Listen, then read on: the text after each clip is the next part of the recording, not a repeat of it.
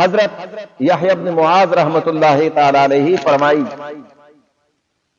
چې درې چیزونه دي چې هغه سره انسان ته د الله قرب رسي. تر درې صفاتونه بنده خپل کی. یو چیز ته یو دی القلت، قلت کم خبرې کول، کم خوراک کول، د مخلوق سره کم تعلق ساتل، او دویم والخلوت، تنهایی. او دسه تنهایی نه چې د انسان په صورت کې ملګری نشته، خو د شیطان په صورت کې سره خلوت. او دریم والجوع، ځان اوګه او ساتي، چې اوګه ځان او ساتي نو د خدای بندگی او عبادت کوي. به بدرته د نور او د لوګو او د اوګو احساس وي. کم کس چې په خپل ډیره تیره خوري هغه باندې څه کمې نه وي، هغه ته خواته د ګاونډي د لوګي احساس نه کیږي.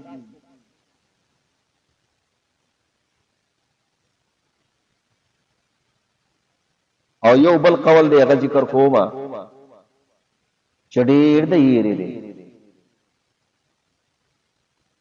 او تاسو یقین وکړئ کله نه چې دا قول د دې دا قول مې ډېر مخکې نه لیدلی دی، او د هغې ورځې نه زما څخه خپله ډېره سخته خطره را سره ده، یره را سره ده. ځکه انسان خو کمزوری خو دی، موږ ټول کمزوري. سخت وعید دی. زمون خلوات پیژنئ، تنهایی، چار دیوالی کې دن ځان لا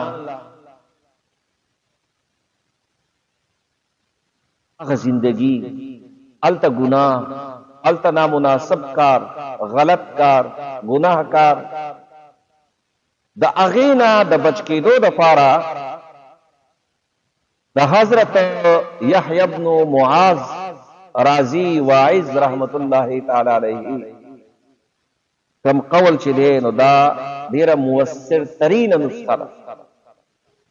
دا فرمایي من خان الله فی السر، من خان الله فی السر هتک الله ستره فی العلانیه.